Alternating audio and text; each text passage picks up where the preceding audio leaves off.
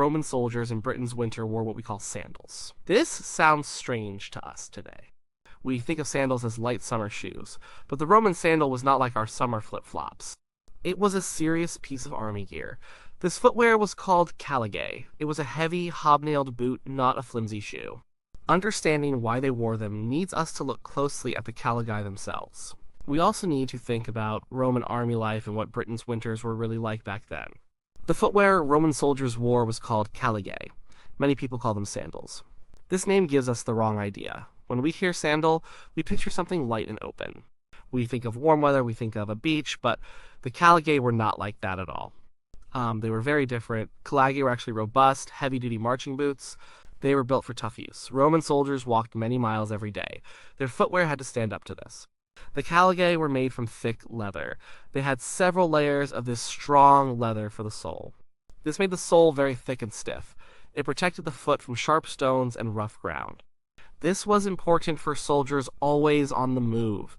The most noticeable part of the caligae was the hobnails. Hundreds of small iron studs were hammered into the sole. These hobnails served several purposes. First, they gave incredible grip. A soldier could walk on muddy trails or rocky paths without slipping. This was vital for moving quickly and safely. Second, the hobnails made the boots last much longer. The iron studs took the wear and tear instead of the leather. This meant the caligae could endure hundreds of miles of marching. This was a smart design for an army that moved constantly. The upper part of the caligae was made of leather straps. These straps formed an open pattern over the foot. Yes, the toes were often exposed. This is why people call them sandals, but this open design had a practical use. It allowed for air circulation. This might seem odd for cold weather, but it helped prevent a serious problem: trench foot. Trench foot happens when feet stay wet and cold for too long. The open design allowed water to drain out. It also let feet dry quicker than a fully enclosed boot. Air moving around the foot could actually help keep it healthier. The straps also held the boot firmly to the foot. This was important for stability. A soldier needed secure footing. The open design also meant the boots were lighter than a fully enclosed leather boot. Every ounce counted for a soldier carrying heavy gear. The caligae were designed for function. They were not designed for fashion. They were made for marching, fighting, and surviving. They were a key part of a soldier's kit. They were engineered for the demands of military life, no matter the climate. The material used for the straps was also tough leather. It was cut and laced in a way that provided support. It also allowed some flexibility. This meant the soldier could move their foot naturally. The laces, or ties, kept the boot snug. This prevented chafing. Blisters were a serious issue for soldiers. A simple blister could put a man out of action. The caligae were meant to reduce such problems. They were a tool for keeping soldiers on their feet and moving forward. They were not delicate. They were rough and ready. They were the standard for a reason. The Roman army was a massive organization. It stretched across a huge empire. From hot deserts to cold northern lands, Roman soldiers were everywhere. This meant the army needed practical solutions for its equipment. They focused on standardization. This meant using the same gear for all soldiers. This made supplies simple. It made training easy. It also meant gear had to work in many different places. The caligae were a prime example of this standardization. They were issued to almost every Roman soldier. This was true whether the soldier was in Egypt or Britain. The army did not make special winter boots for troops in colder areas. They did not make special summer boots for hot areas. This would have been a logistical nightmare. Imagine trying to supply thousands of different shoe types.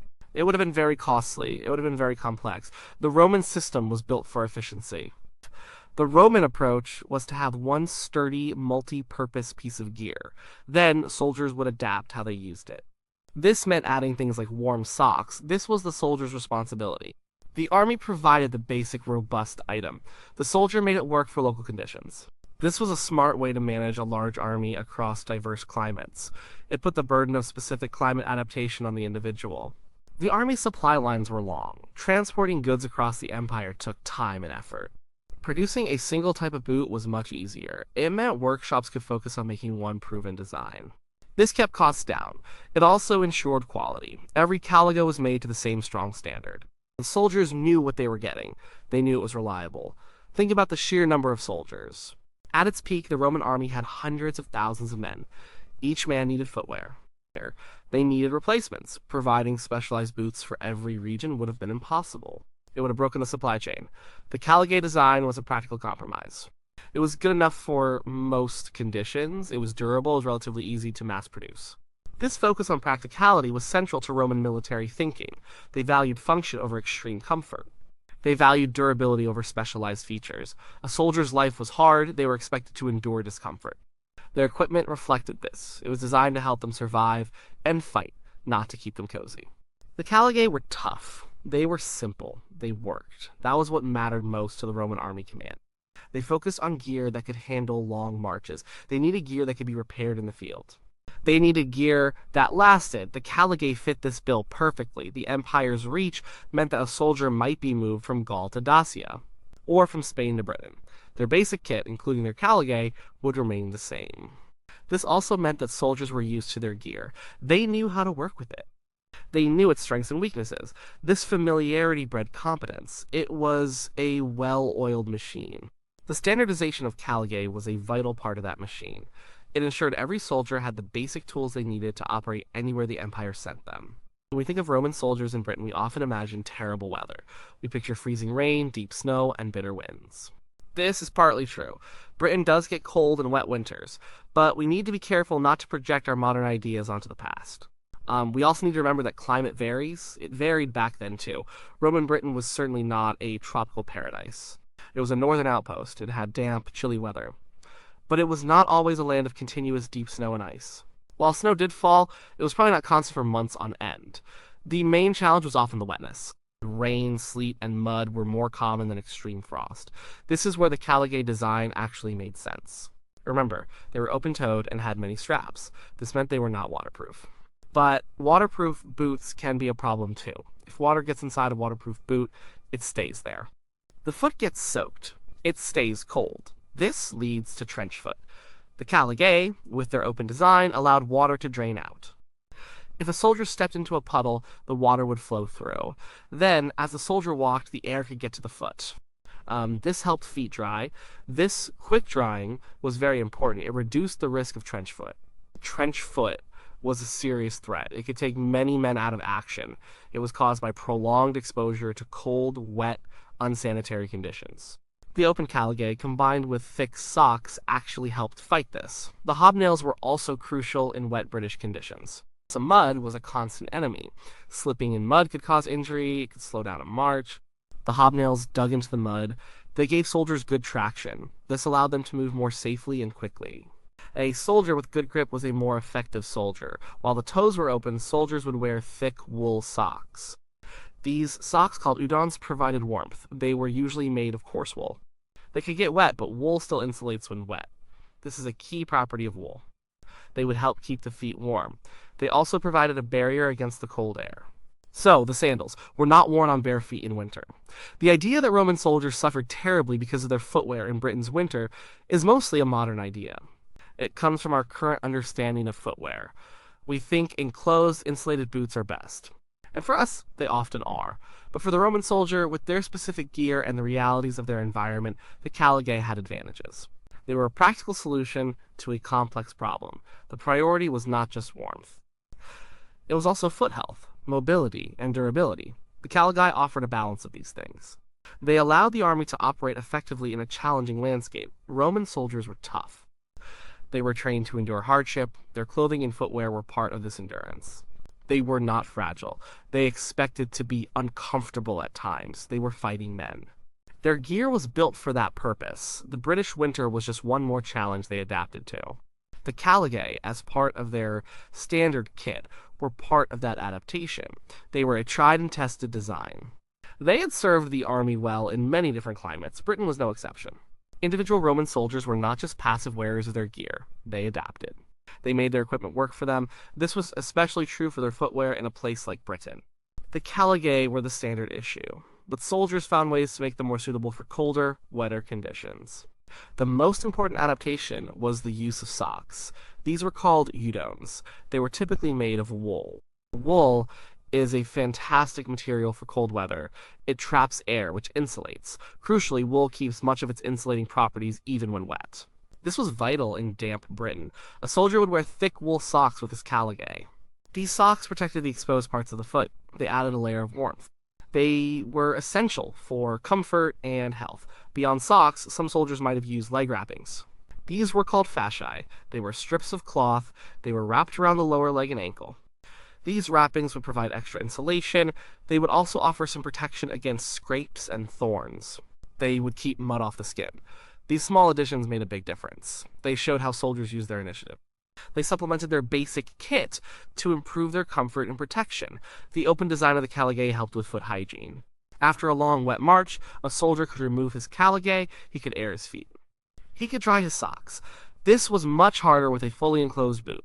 If an enclosed boot got soaked, it would take a very long time to dry. This would keep the feet wet for longer. Wet feet are prone to infection and cold injuries. The caligae actually aided in keeping feet healthy in the long run. The risk of trench foot was very real. If feet stayed wet and cold, the tissue could start to die. This was debilitating. It could lead to amputation. The Roman army understood the importance of foot care. The caligae, with their drainage and quick drying potential, were part of the strategy to prevent such problems. Combined with clean socks, regular foot inspections, and opportunities to dry out, they were effective. Soldiers were practical. They would have noticed what worked and what didn't. If caligae were truly terrible in British winters, we would likely see more evidence of alternative footwear. But the caligae remained standard. This suggests they were not a fatal flaw in the Roman soldier's kit. They were a functional tool. They allowed soldiers to perform their duties. They allowed them to march, patrol, and fight even in challenging weather. The physical toughness of Roman soldiers also played a role. These were not soft men. They were highly trained and hardened. They were used to physical discomfort. They were used to enduring tough conditions. This mindset helped them deal with the cold and wet. Their fitness and resilience made a big difference. Their gear supported this resilience. It did not coddle them. It was made for survival and effectiveness. Their experience was one of adaptation and endurance. The caligae were a part of that experience.